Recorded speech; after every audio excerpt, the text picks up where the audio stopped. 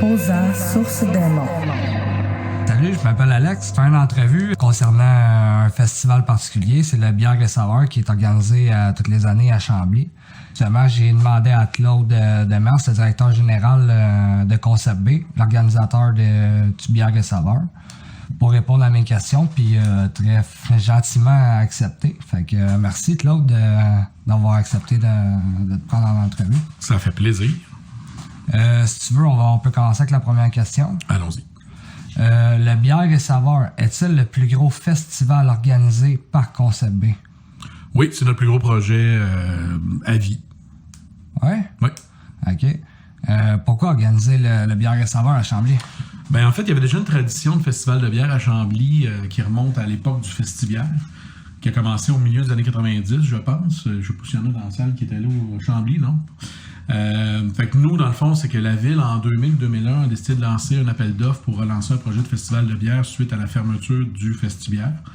Et Concept B a déposé un projet qui a été retenu par la ville. Et Concept B, c'est un organisme à but non lucratif qui est indépendant de la ville, mais on a déposé un projet suite à un appel d'offres de la ville. Puis vu qu'il y a déjà une tradition brassicole à Chambly avec la présence d'Unibrou, c'était juste logique en même temps que Chambly était reconnu pour être une ville où il y avait un festival de bière avant, donc OK, fait voilà. que ça a juste continué une sorte de tradition à la ville de Chambly. Exact. Les gens étaient habitués de se déplacer à Chambly pour un festival de bière, puis le site du fort est très très beau, sur le bord de la rivière comme ça, fait que on avait 3 éléments très gagnants, fait qu'on n'avait pas d'intérêt non plus à aller ailleurs, là. C'est toujours le cas aujourd'hui, là. C'est parfait, ça.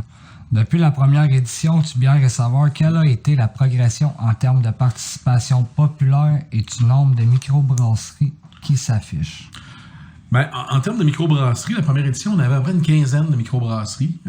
Puis à l'époque, c'était composé principalement de ce qu'on reconnaît comme étant les gros aujourd'hui, là, Unibrou, McCaslin et tout ça. Il y avait des brasseries commerciales aussi, fait que je les compte pas, j'ai vraiment focusé sur le nombre de microbrasseries, là. Puis cette année, on en avait 70. Fait qu'on est passé à peu près de 15 à 70 en 18 ans. Puis ça fait quoi, la 18e à peu près? Le 18e festival?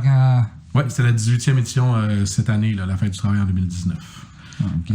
Pour ce qui est de la participation populaire, ben, j'ai pas les données en 2002 parce que c'était pas compilé à l'époque, c'était avant mon temps.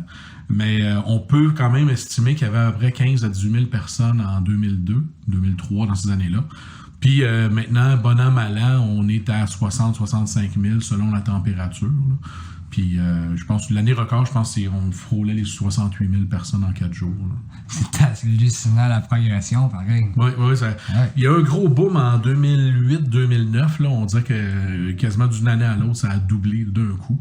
Puis ça n'a pas arrêté de progresser depuis ce temps-là. Mais on est tributaire de la température. S'il fait beau, il y a beaucoup de monde. S'il fait moins beau, ben il y a moins de monde.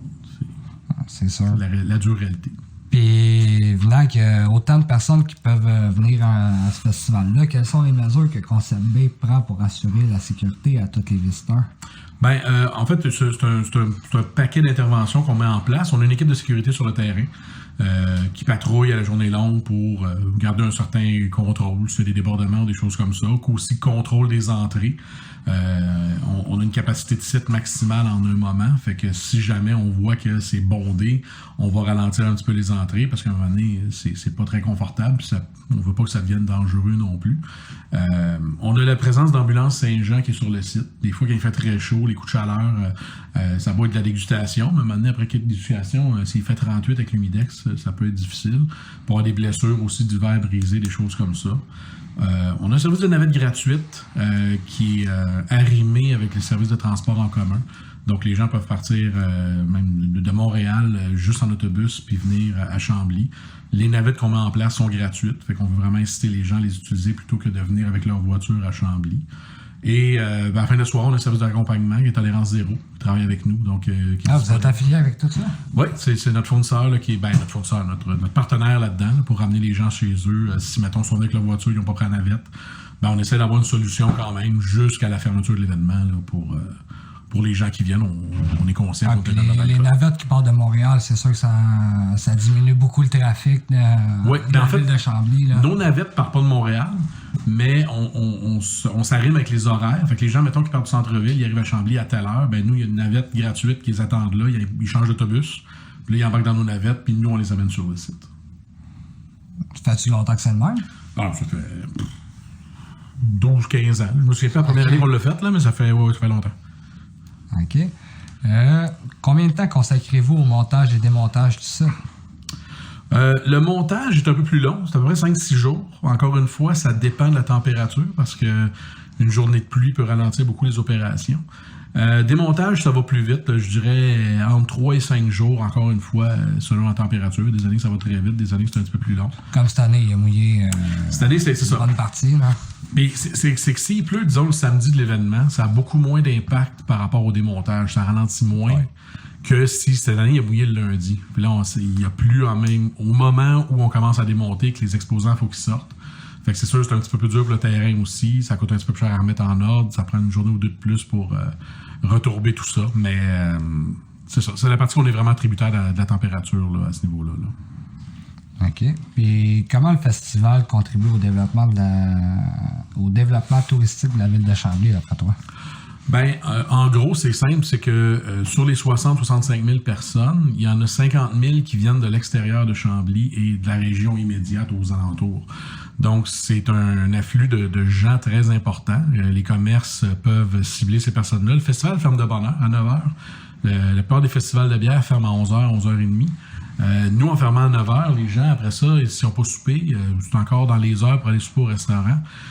Donc, c'est à peu près 50 000 personnes là, qui viennent de l'extérieur dans Chambly. Donc, que ce soit les microbrasseries, les bars, les restaurants, cafés, tout ça, là, c'est des commerces qui peuvent bénéficier. Là. Nous, à partir du moment qu'on est fermé à 9 h, ben ces gens-là sont disponibles pour aller ailleurs. Puis même souvent, les festivaliers, je vous dirais que disons qu'à 70%, à 7h30, 8h, ils ont quitté le site déjà de toute façon. Donc, avant même qu'on ferme, les gens, ils peuvent aller au restaurant dans les commerces de Chambly, tout ça. Là. Donc, c'est vraiment l'apport de l'afflux des gens qu'on amène, de 50 000 personnes. Là. C'est sûr que c'est bon pour l'économie de Chambly. Là.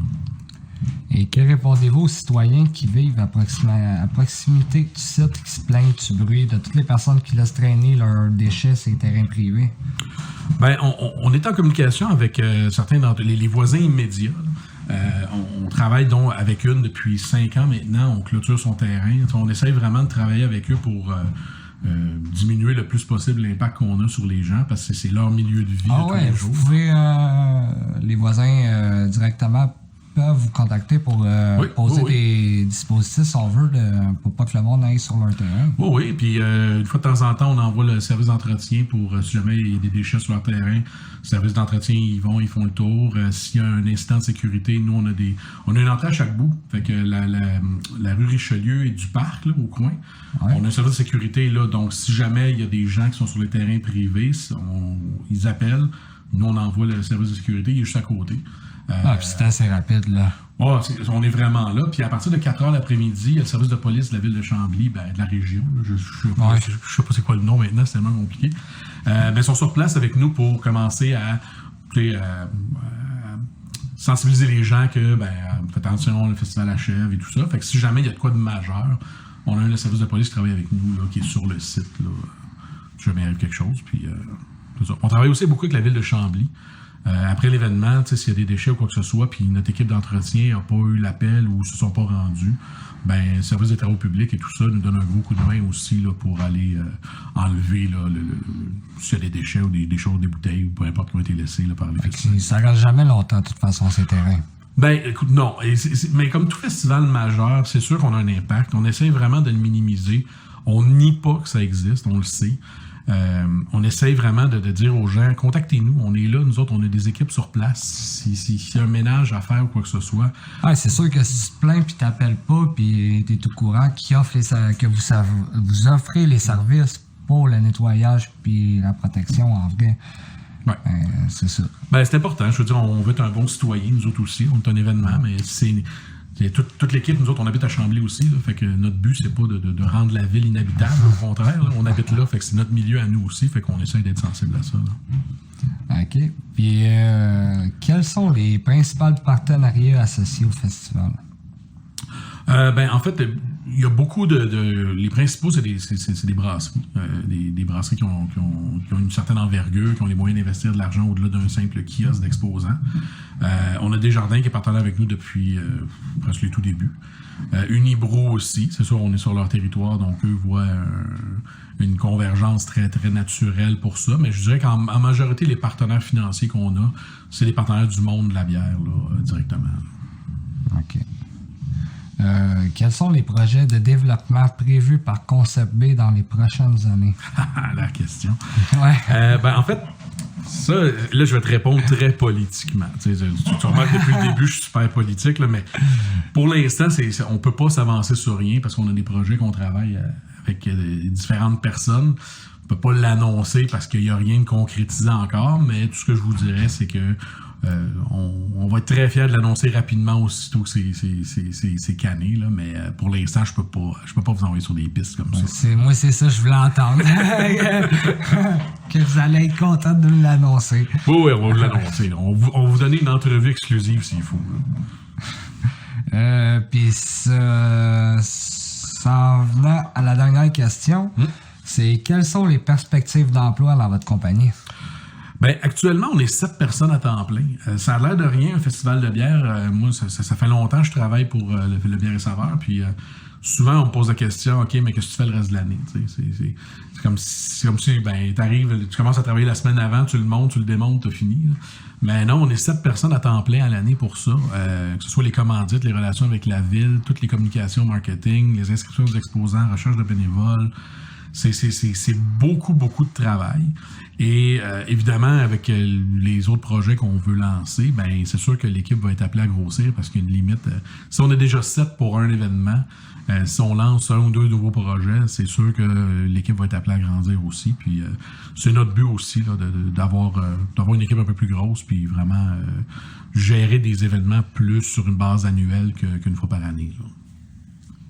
Pour ça vrai, répond à ta question. Oui, ça répond à ma question.